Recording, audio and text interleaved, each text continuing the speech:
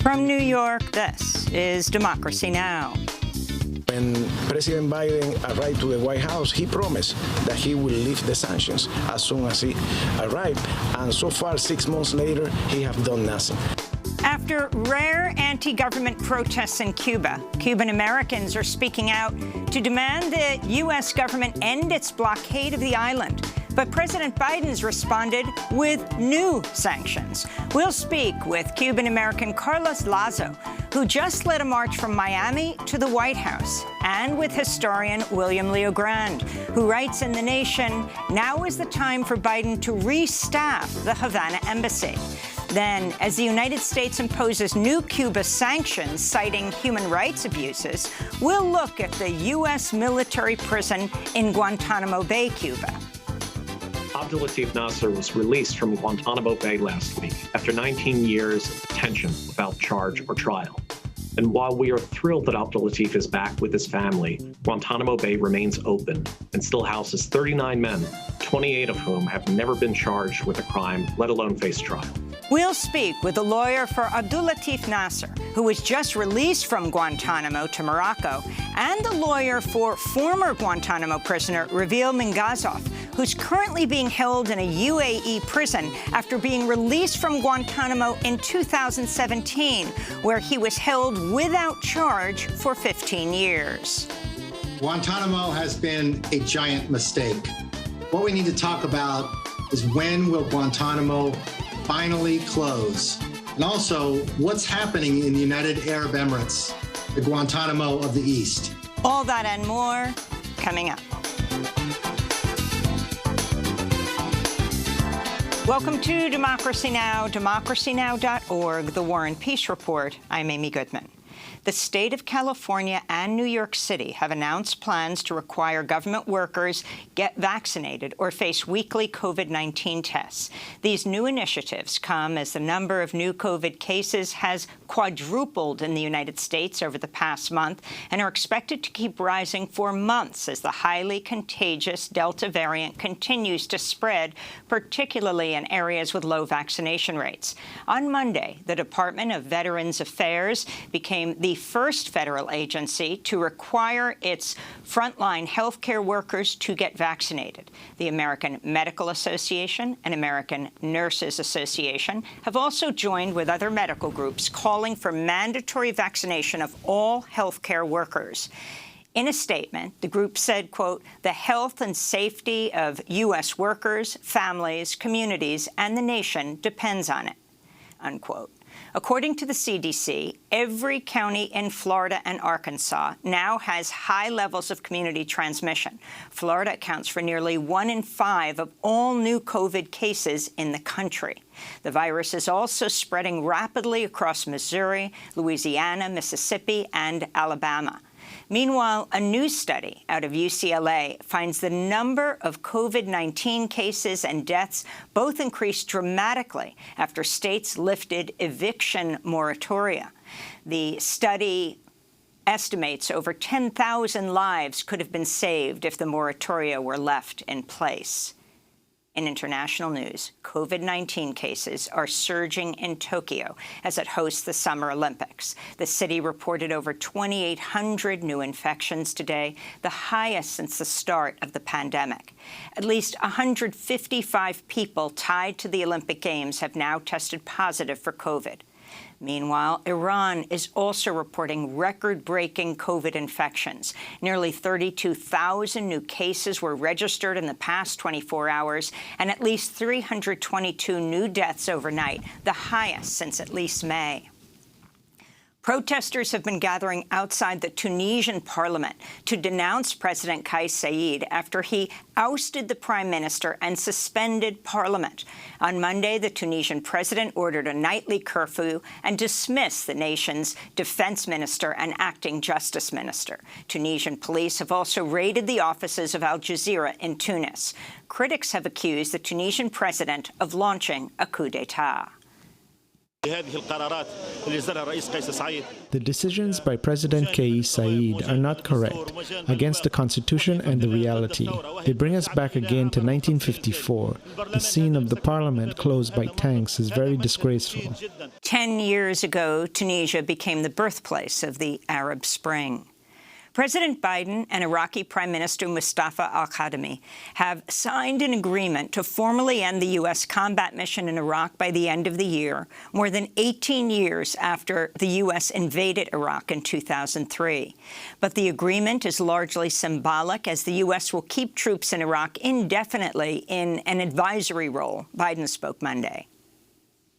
I think things are going well. Our role in Iraq will be as a dealing with it's just to be available, to continue to train, to assist, to help, and to deal with ISIS as it arrives. But we are not going to be, by the end of the year, in a combat mission. 57 people are feared dead after a boat capsized off the coast of Libya. Many of the passengers were migrants from Nigeria, Ghana, and Gambia. The number of refugees who've died while attempting to reach European soil by sea has more than doubled compared to the first 6 months of 2020. So far this year, over 1,100 people have perished. Human Rights Watch has accused Israel of carrying out apparent war crimes during its recent 11-day assault on Gaza that killed 260 Palestinians, including at least 66 children. In a new report, Human Rights Watch called on the International Criminal Court to investigate Israel's crimes against Palestinian civilians. Survivors who spoke to Human Rights Watch include Omar Abu Alouf, who lost his father, mother, and 2 siblings when their 4-story building collapsed in Gaza City following Israeli airstrikes. Why did they kill my family? Why did they kill my father and mother? Why did they turn me into an orphan? Who will, in the end, give me justice? Omar Abu Alouf's father was the head of the internal medicine at Gaza City's Al-Shifa hospital, where he headed the hospital's coronavirus response. Human Rights Watch also accused Palestinian armed groups of committing unlawful acts by indiscriminately firing rockets at Israel. One of Lebanon's wealthiest business executives has been named Prime Minister-designate. The billionaire Najib Mikati has served twice before as prime minister. Lebanon is in the midst of a massive economic and political crisis. Mikati has been accused of corruption in the past. In 2019, a public prosecutor brought charges against him for profiting from state-subsidized housing loans. A top Chinese diplomat has accused the Biden administration of demonizing China. During face-to-face talks in Beijing with U.S. Deputy Secretary of State Wendy Sherman, China's vice foreign minister urged the U.S. to, quote, change its highly misguided mindset and dangerous policy. In related news, the U.S. Air Force is sending more than 24 F-22 stealth fighter jets and 10 F-15 Strike Eagle fighters to a U.S. base on Guam as tensions escalate between the United States and China. In the Philippines, police shot dead 2 activists Monday who were spray painting the words "Oust Duterte" on public property ahead of President Rodrigo Duterte's State of the Nation address.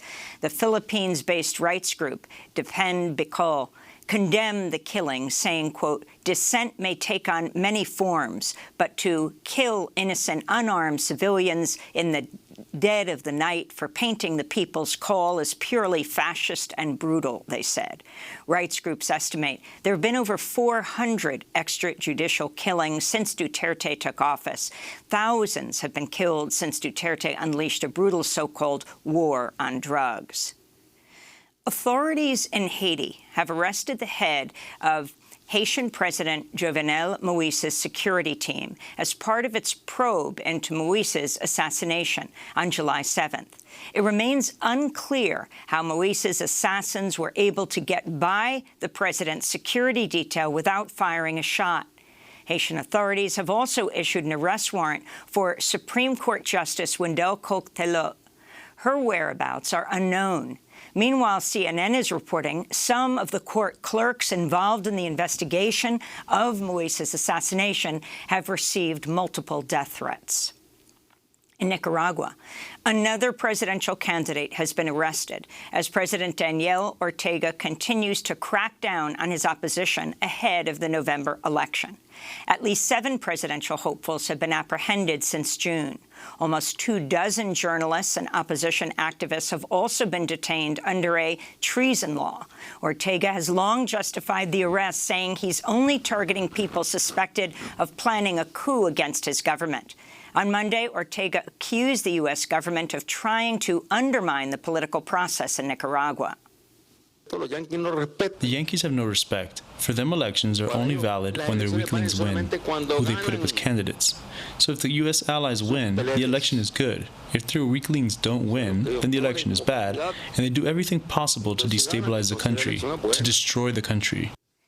In Bangladesh, torrential rain has caused widespread flooding in Cox's Bazar, the world's largest refugee camp. It houses nearly 900,000 Rohingya refugees who fled violence and persecution in Burma. At least 5 refugees have died in landslides.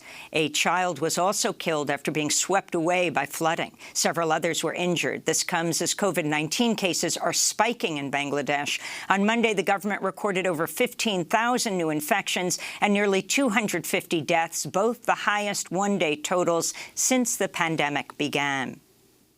Here in the United States, more than 1.5 million acres of land have now burned as firefighters battle at least 85 active wildfires across the West. In Oregon, the bootleg fire has burned over 400,000 acres. The Dixie Fire is now threatening 10,000 homes in California.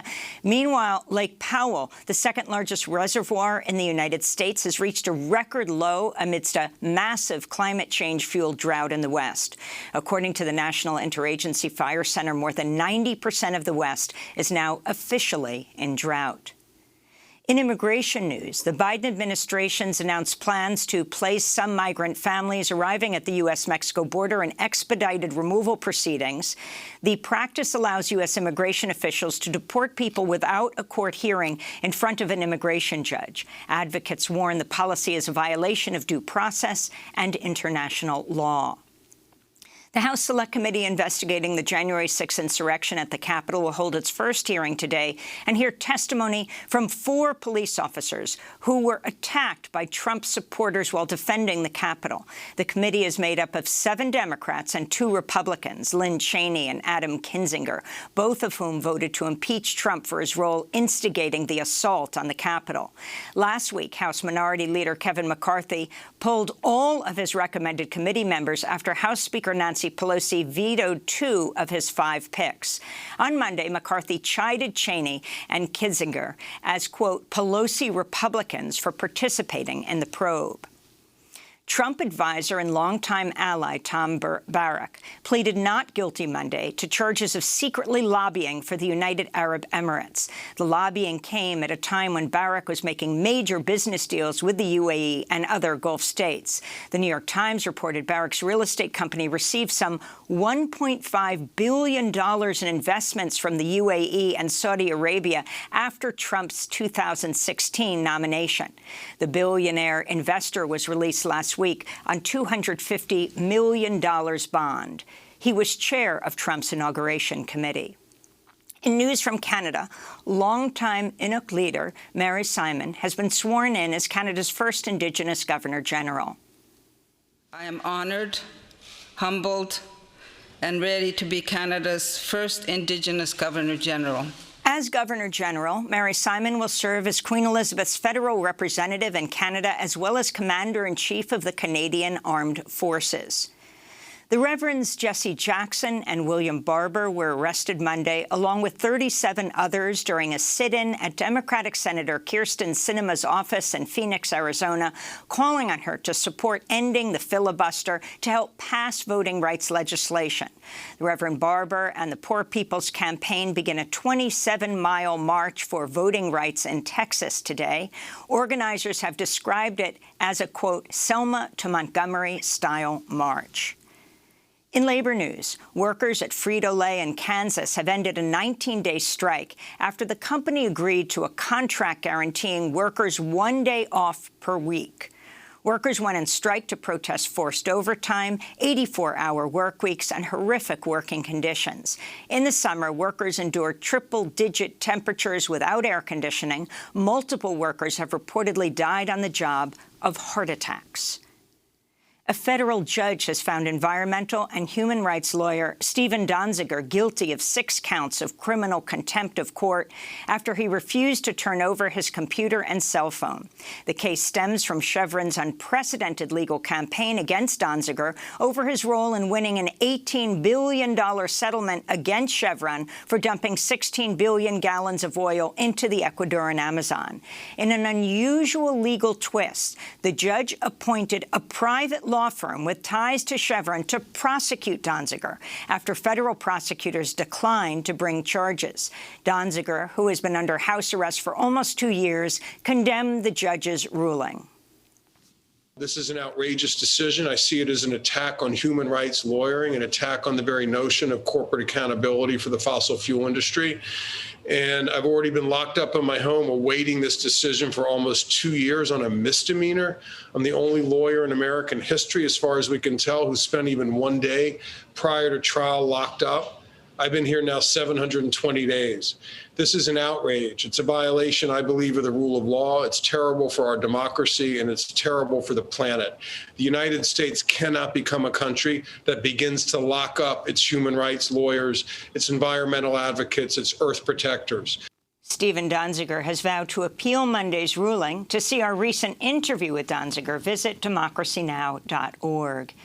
And this update from the Tokyo Olympics, tennis superstar Naomi Osaka has been eliminated from the tennis tournament just days after lighting the Olympic cauldron during the opening ceremonies. She was playing for Japan after she gave up her U.S. citizenship. And 4-time Olympic gold medal winner Simone Biles pulled out of the U.S. gymnastics team finals today with an apparent injury. And those are some of the headlines. This is Democracy Now!, DemocracyNow.org, The War and Peace Report. When we come back, after rare anti-government protests in Cuba, Cuban Americans are speaking out to demand the U.S. government end its blockade of the island. But President Biden has responded with new sanctions. He cites human rights abuses in Cuba. So we will speak not only with a Cuban American who just led a march from Miami to the White House, but also with lawyers for those who are imprisoned at Guantanamo Bay. Stay with us.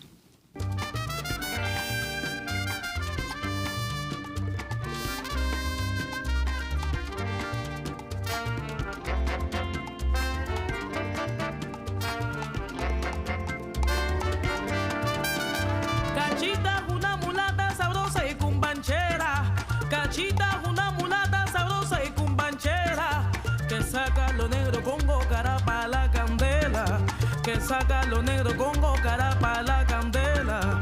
Timba la conga pa' roya, palo caramba pa' Santiago. Cachita, mulata negra, calidad.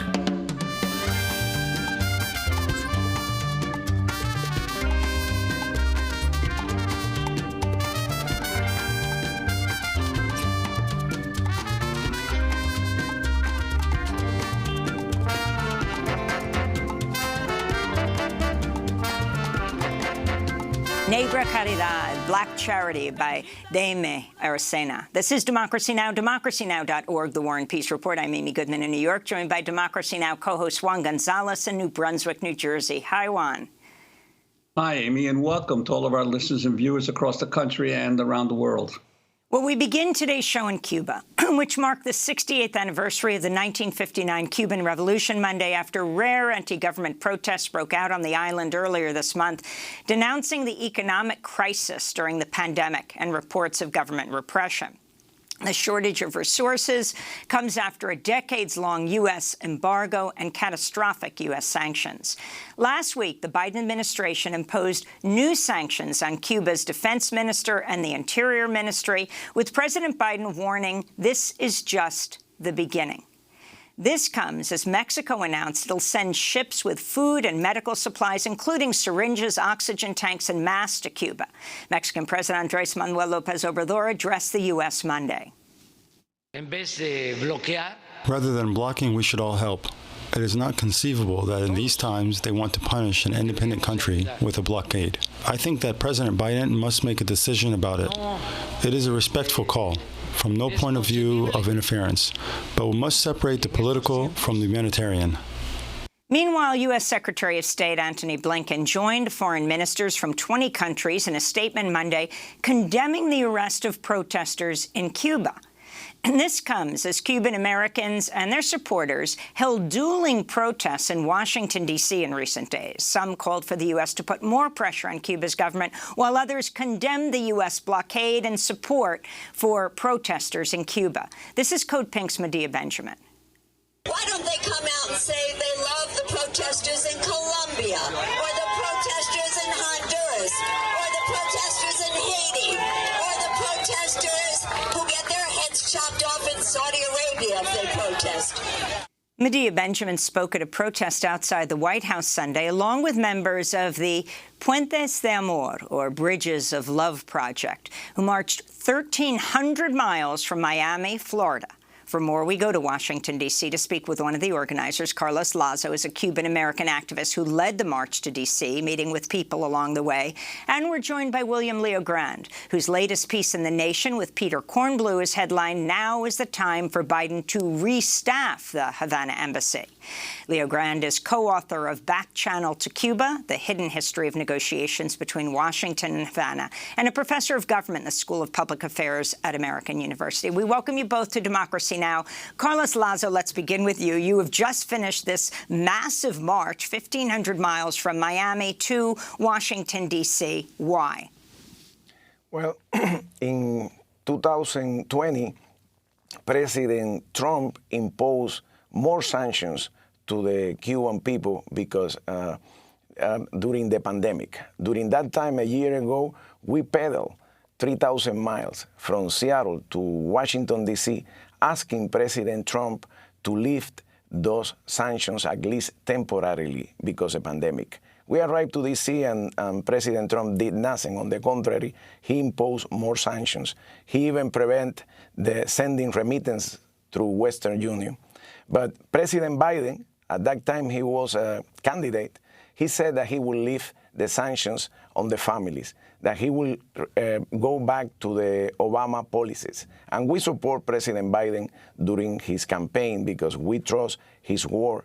And we find that after he got the presidency, he did nothing. After 7 months, he did nothing. He just postponed and postponed what he said that he will relieve the Cuban families.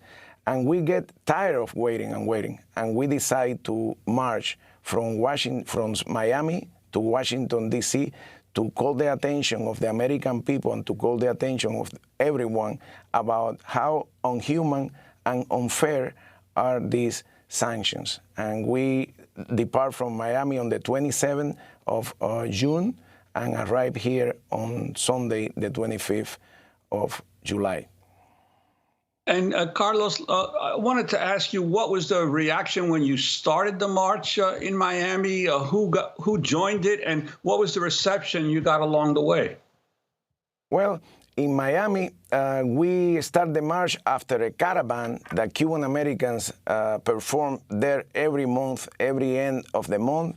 Every Sunday, we have a caravan, and so far, the caravans have 200, 300 people asking for the lifting of the sanctions to the Cuban people, to the Cuban families. Those caravans, unfortunately, are not reported in Miami, but they happen in the Calle 8, A Street. They happen every month. The reaction of the American people, and we met with people from different backgrounds, from Republicans, Democrats, African Americans, Latinos, Anglos, everyone. And we didn't find one person who said that it was okay to blockade families. We didn't find one person that said that it was okay not allowing to send remittances during the pandemic. We didn't find just one person. We went through Florida. We stopped walking in different cities. We went through Georgia. We talked to different people there, different organizations, Democrats, Republicans, as I said, and everybody agreed that the embargo should be lifted, and especially during the pandemic, a humanitarian perspective should be applied here. What was interesting about this trip that we did was that we were trying to educate the people about the blockade, about the embargo, and about how this mainly affect Cuban families, and Cuban families in the United States, Cuban families in Cuba. But we find out that there are not just one blockade. Talking to those communities, we get also educated. We went to meet with African-American farmers in Georgia, and we learned about the lack of opportunities that they have, the lack of support with loans, the lack of government support, and we find out that there were more than one blockade, not just a blockade to Cuba, but many communities in the United States suffer also from a type of blockade, and we are joining forces here. We are learning from each other, and at the same time doing a common front to fight with all these inequities and injustices. And proof of that is the event that we had in front of the White House, the 25th of July, where Cuban Americans, Americans from all backgrounds, from many different organizations, joined us, asking President Biden to honor his word, lift the sanctions to the Cuban people. I'd like to bring in William Leo Grand also. You're the co-author of Back Channel to Cuba, The Hidden History of Negotiations Between Washington and Havana. Could you talk about some of these secret negotiations that have gone on for decades in between the United States and Cuba? And also, I wanted to ask you a question, because we're going to be an additional question. Our next segment is going to be dealing with Guantanamo Bay and the Muslim prisoners that are still there. But a lot of Americans are not clear what is the legal basis for the United States still to have a base in Cuba, a country that it has a belligerent relationship now with for so long? Well, let me start with the negotiations. Every president since Eisenhower has actually held some sort of negotiations with Cuba, the one exception being Donald Trump. But over the years, presidents of the United States, despite the relationship of hostility between the United States and Cuba, presidents of the United States have recognized that there are some issues that are important to the United States, and you can only make progress on them by talking to the Cubans, whether it's migration or counter-narcotics cooperation or getting to peace in Southern Africa and in Central America. And over the years, those negotiations have produced a lot of bilateral agreements that served U.S. interests. Just in the last 2 years of the Obama administration, after he began the process of trying to normalize relations with Cuba, Cuba and the United States signed 22 bilateral agreements on issues of mutual interest. And when Trump closed the door to relations with Cuba, there were 17 different negotiations underway to implement some of those agreements and to try to reach new ones. So there's a long history of negotiation and cooperation just under the surface of the very real hostility that the United States has had towards Cuba. Now, with regard to Guantanamo, when the United States intervened in Cuba in 1898, the Spanish-American War, one of the things that we forced Cuba to do in order to become an independent country was to sign something called the Platt Amendment, which gave the United States really what amounts to neo-colonial rights in Cuba. And one of those rights was naval bases. Guantanamo was one of those bases. And in 1933, we renegotiated a treaty with Cuba that gave us the right to stay in Guantanamo in perpetuity. Now, as you can imagine, after 1959, Fidel Castro demanded that we get out of Guantanamo and repudiated, abrogated that treaty, while the United States, of course, refused. And there was really no way that the Cubans could force us out, because obviously, if the Cuban government were to try to push Guantanamo, or push the United States out of Guantanamo by force, that would give the United States an excuse to invade Cuba. I mean, it's just an astounding story that here Biden is criticizing Cuba for human rights abuses, and then the U.S. is showing Cuba what respect for human rights would look like in Cuba, and the example being the Guantanamo prison, where 39 men are still being held, well, actually 37, around that right now. And we're going to talk with two lawyers for those men who were just released, held without charge for more than 15 years at Guantanamo. But I want to turn to Republican Senator Ted Cruz, whose father was Cuban-American, speaking to Fox Business, welcoming the Biden administration's pushback on the Cuban government. I'm glad that the administration is announcing targeted sanctions on the Cuban regime. I think this is the least they could do, and then they're finally moving in the right direction. So there you have Senator Cruz rarely complimenting President Biden. He joins with the with the Cuban-American Senator also Menendez, the Democrat from New Jersey, and Senator Rubio of Florida.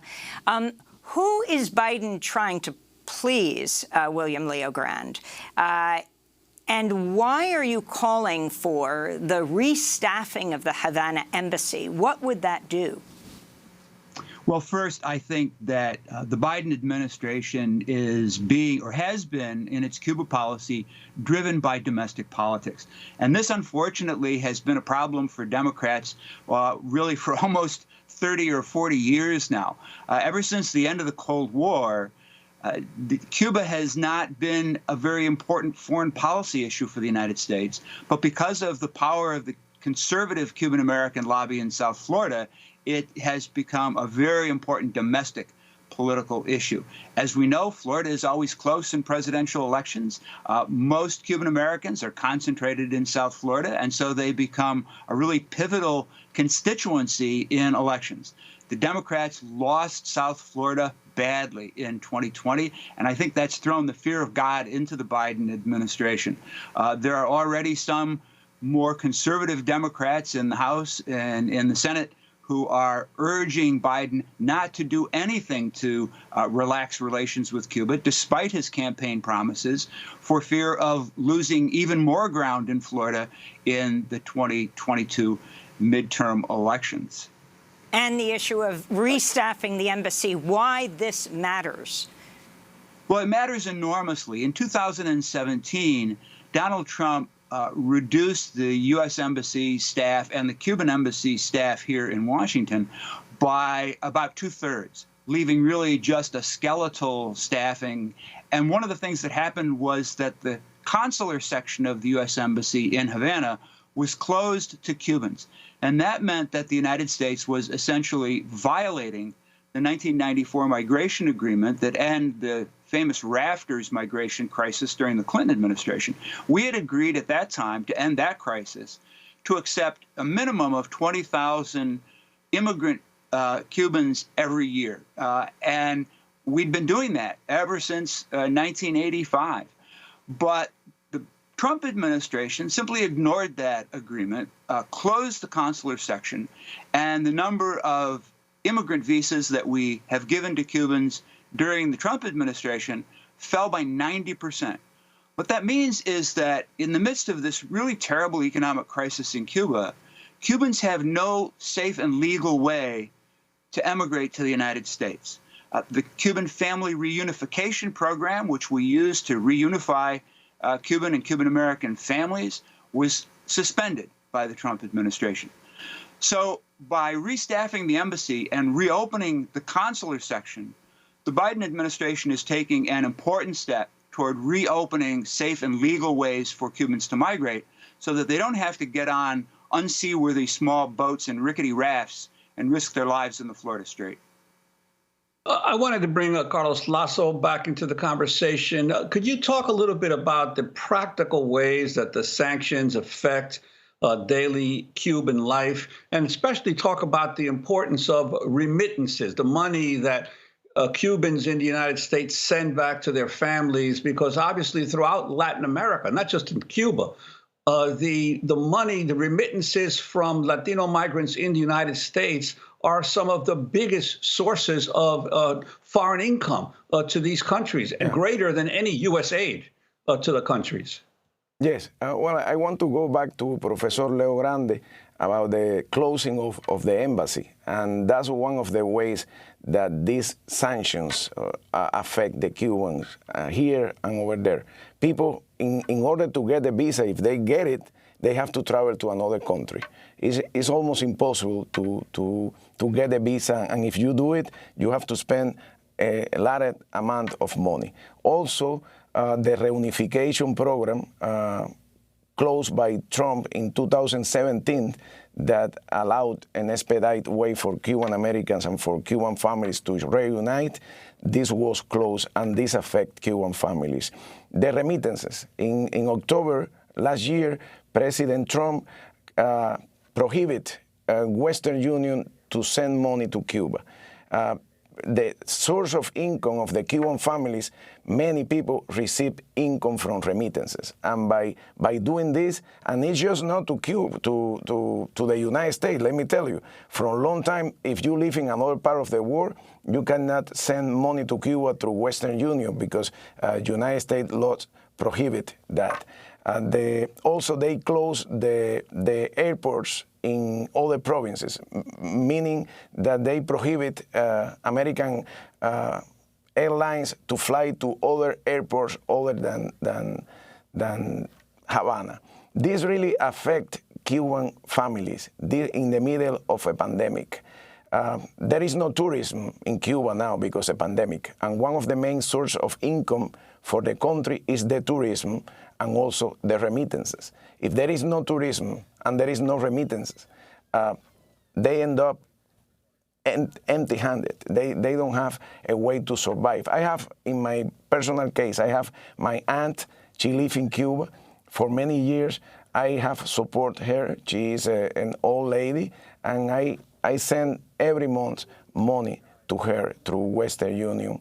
And right now, it's almost impossible to do that. First of all, because there are no flights because of the pandemic and all the restrictions. And the families are desperate. Hunger is happening in Havana, in Cuba right now. And this brings me back to 1960. There was a memo written by a Secretary of State, Marjorie, and he said at that time that the only way to overthrow the Cuban government was by creating hunger and desperation in the Cuban population. And then the Cuban population will rebel against that government. And it seems that this memo is happening today. It seems that the United States is in the pursuing, creating hunger and desperation in the Cuban people to achieve finally the overthrowing the Cuban government. The United States claims about the human rights violation in Cuba, but I think that one of the biggest human rights violations on Cuba happens because of blockade over 11 million families in Cuba, 11 million people. Okay, and William Leo Grande, I wanted to ask you about this issue of the blockade. What do you think the recent statements by Mexican President Andrés Manuel López Obrador, very strong denunciation of the sanctions, and he also said, look, the rest of the world has been voting repeatedly to end these sanctions. It's time to actions, not just words. What do you think the impact of a figure like AMLO, such a close a nation so close to the United States and so important to the United States might do? Well, you know, Mexico never supported U.S. sanctions against Cuba, even when every other country in Latin America went along with OAS sanctions back in the 1960s. The Mexicans refused.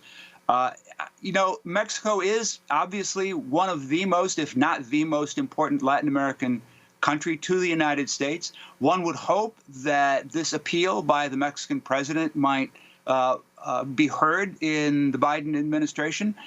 Particularly, I think it's appropriate because The way that President Obrador framed it was in terms of humanitarian assistance and the humanitarian need in Cuba today. And that need, as Carlos has said, is really extreme. And, you know, historically, the United States, even in the midst of our conflicts with Cuba, has been willing to provide humanitarian assistance to the island in situations of natural disasters, hurricanes, for example. Even George W. Bush, when he was president, offered Cuba humanitarian assistance after a terrible storm. So it's not unprecedented for the Biden administration to take some actions that would relax elements of the embargo, make it easier to ship medical equipment and supplies to Cuba, make it easier to send food to Cuba, make it easier to send remittances. Most importantly, Carlos is absolutely right about remittances. They are a critical component of the basic income of more than half of Cuban families. And with remittances largely cut off and with the tourism sector now shut down because of COVID, the Cuban government is essentially broke. They don't have the foreign exchange earnings to be able to import basic necessities like food and medicine and fuel. So there's a humanitarian crisis on the island. It's already increasing pressures for migration. And it would be in the interests not just of the Cuban people, but also in the interests of the United States for us to do something to relieve that misery. I want to thank you both for being with us. William Leo Grand, author of Back Channel to Cuba, The Hidden History of Negotiations Between Washington and Havana. We'll also link to your piece with Peter Kornblue in The Nation that you just wrote. Now is the time for Biden to restaff the Havana embassy. And thanks so much to Carlos Lasso. He is a Cuban-American activist with Puentes de Amor, or Bridges of Love, just completed this 1,500-mile march from Florida to Washington, D.C. Next up, as the United States imposes new Cuban sanctions citing human rights abuses, we'll look at the U.S. military prison at Guantanamo. Stay with us.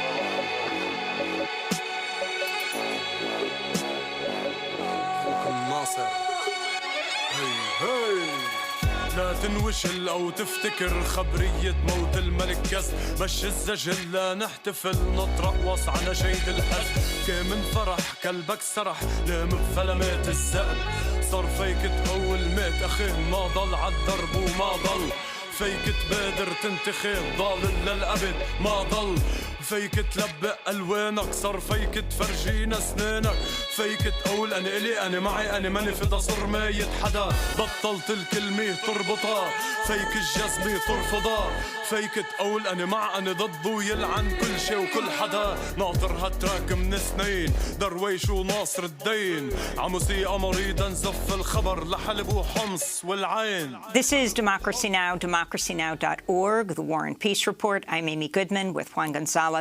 As the United States imposes new Cuba sanctions, citing human rights abuses, we turn to look at the U.S. military prison in Guantanamo Bay, Cuba.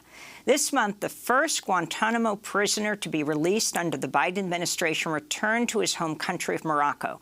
56-year-old Abdulatif Nasser was imprisoned for nearly 2 decades without charge and was cleared for release by the U.S. military since 2016.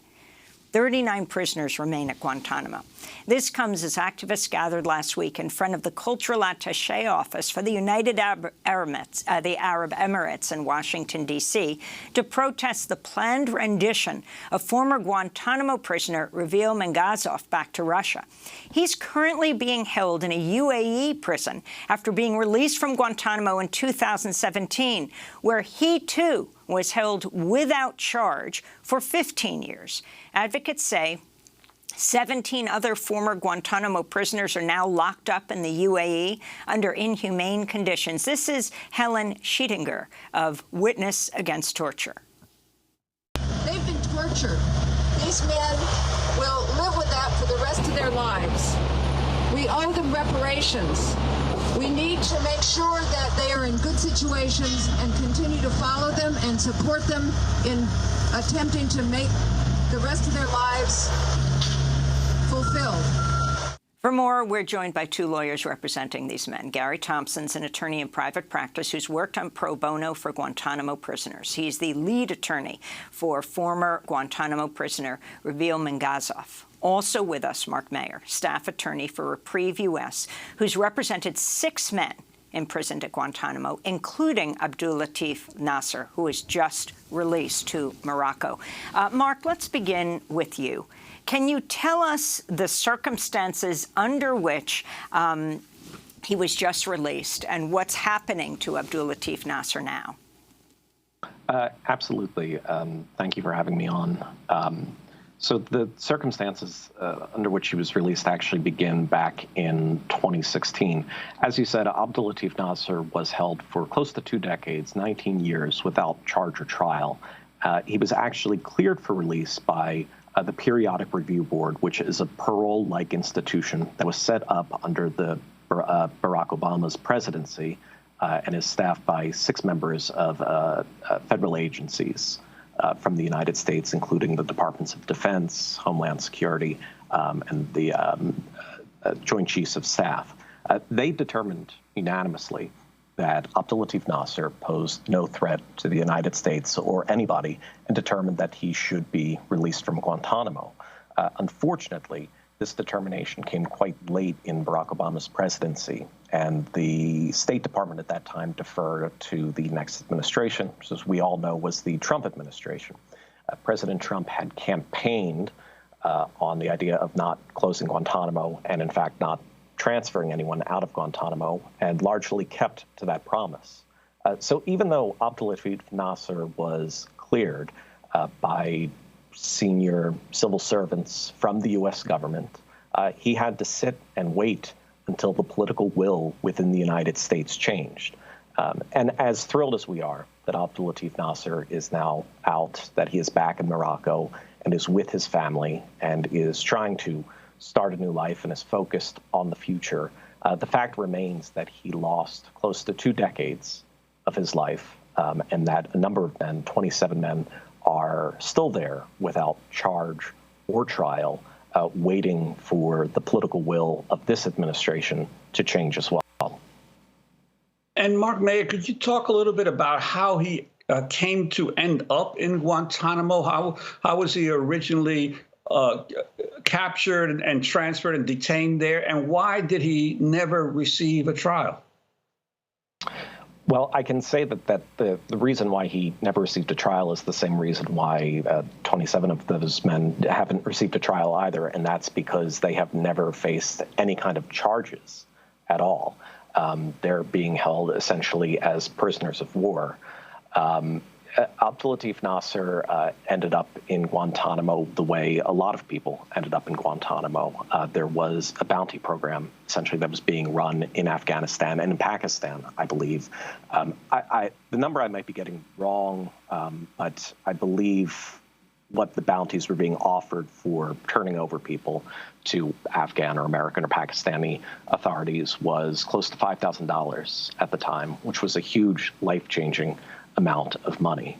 And we happen to know in a lot of cases of people who ended up at Guantanamo that they were the result of people lying about the people who ended up there, or simply mistaken identity. That's the case of another one of our clients who is still detained in Guantanamo Bay, Ahmed Rabbani. This story is actually detailed in the Senate torture report, that he was detained mistakenly because the United States believed he was another man named Hassan Gul.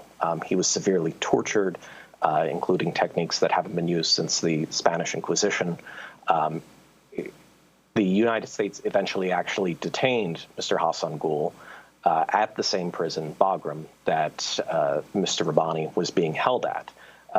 Mr. Hassan Gul was eventually released from there, but now 20 years on, much like the situation that Abdul Latif Nasser found him in just a month ago, Ahmed Rabbani remains there. So sadly, this is a situation that we've seen repeated for a number of the men who are still detained. And the calls have been growing for the Biden administration to close Guantanamo. How could that be done? And do you think it's likely? Well, one of the easiest ways is to begin with releasing the 10 men who have been cleared for transfer and working to release all 27 of the men who have never been, again, charged with any crime or have faced a trial. It's unlikely that any of those men will ever face any trial. This is especially true in light of the fact that, as I think as your viewers and listeners will know, the Biden administration has announced that the war in Afghanistan is supposed to completely end by I think mid-August was the last estimate that they had. And I believe earlier in the show, we heard President Biden saying that combat troops will be exiting Iraq by the end of the year. That says to me, and I think to a lot of observers, that the wars that led to these people being wrongly imprisoned in Guantanamo are ending. If there was ever a right and just time to be releasing these men, this is the time to do it. The only thing that might be lacking from moving these men out of there is political will. If they haven't been charged with anything, if they haven't faced trial for anything, if the wars are over, then the question isn't what can the Biden administration do to solve this problem? The question should be, what justification does the Biden administration still have to be detaining these people? I want to bring Gary Thompson into the conversation, the attorney who worked pro bono for Guantanamo prisoners and is the lead attorney for Reveal Mangazov, who is a former Guantanamo prisoner. Can you tell us his full story and then where he's ended up today, how he started at Guantanamo? Yeah, thank you very much. Reveal Mangazov is from an area in Russia called Tatarstan, and he began to practice his chosen religion freely in the late 1990s. He was a professional ballet dancer, then drafted into the Russian army, and came to a point in his life where he decided he wanted to leave Russia and flee religious persecution, simply to live a life of religious freedom with his wife and then young baby.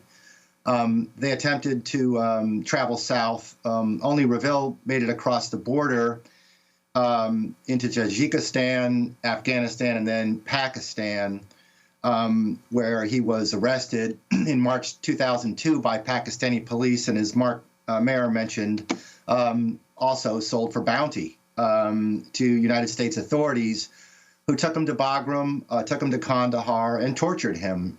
He suffered extreme interrogation and supposedly confessed under duress.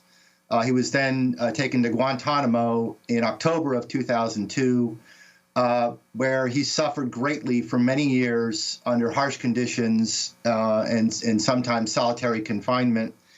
Eventually, he was permitted to have counsel, which is where we came in, and we filed a petition for habeas corpus. And in 2010, here in D.C., where I live, Judge Henry Kennedy issued the writ of habeas corpus and ordered the United States government to release Reveal Mangazov from Guantanamo. Believe it or not, the case then went through a 6-year Kafkaesque appellate cycle where he was not released. And then in 2010, Reveal also went through a periodic review board hearing, like Mr. Nasser that Mark mentioned, and that same panel cleared Reveal for release. It then took the State Department about 6 months to locate a country for Reveal to go to. He cannot go back to Russia because Russia has a record of killing or torturing ex-Guantanamo detainees returned to them. So we thought it was our lucky day when it was confirmed that Reveal could go to the United Arab Emirates, where several other, or a dozen other ex-detainees also went. It was always Reveal's dream to be in an Arab country. He learned Arabic in Guantanamo. He understood Arabic culture. He wanted to be there. And we really celebrated that day. Reveal was on the last plane out of Guantanamo the day before Donald Trump was inaugurated.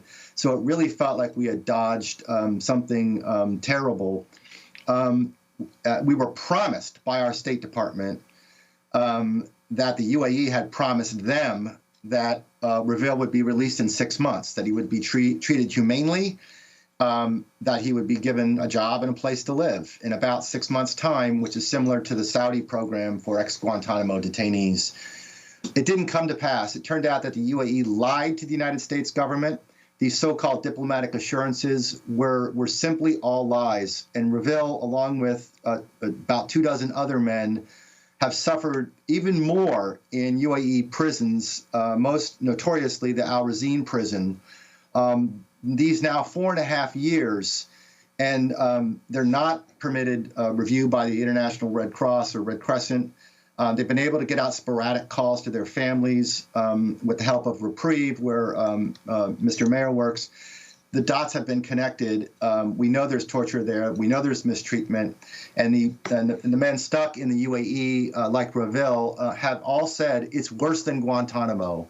Worse than Guantanamo. So that's why with 18 men still there, we call the UAE Gitmo East as opposed to Gitmo West. And with the numbers at Gitmo dwindling now to 39 and with 18 in the UAE, they're really a pair.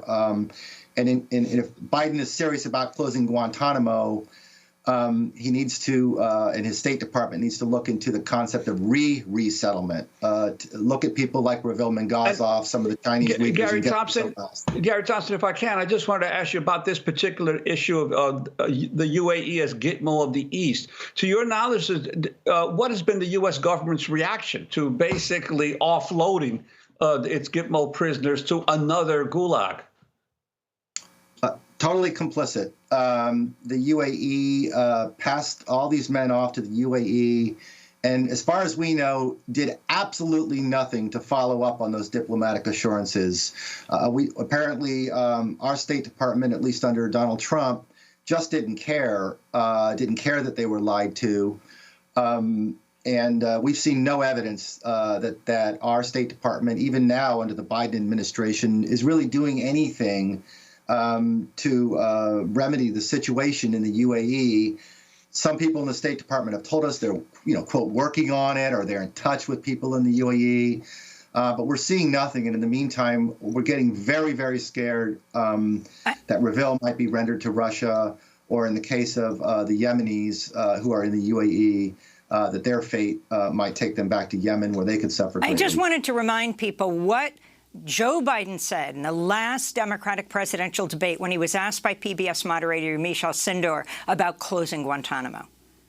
Vice President Biden, why couldn't you close Guantanamo Bay? Why couldn't the Obama administration close Guantanamo Bay? We attempted to close Guantanamo Bay, but you have to have congressional authority to do it. They've kept it open. And the fact is that we, in fact, think it's the greatest. It is an advertisement for creating terror. It is an advertisement for creating terror. The image of Guantanamo around the world, the fact of it. Mark Mayer, your final words. The only two things that I would add were to kind of hone in on something that Gary was saying there. He mentioned having petitioned for a writ of habeas corpus back in 2010. That would have been during Barack Obama's presidency, and that means his Justice Department was opposing that petition for a writ of habeas corpus. We found ourselves in a similar situation with our client, Asadullah Haroon Gul. His Justice Department, President Biden's Justice Department took the same position that President Bush's, President Obama's, President Trump's did. We have 10 seconds. What should Biden do? He should stop opposing these petitions for writ of habeas corpus and begin releasing all of the uncharged men who remain in Guantanamo Bay. We want to thank Mark Mayer and Gary Thompson, lawyers for at least 2 of the Guantanamo prisoners. I'm Amy Goodman with Juan Gonzalez. Stay safe.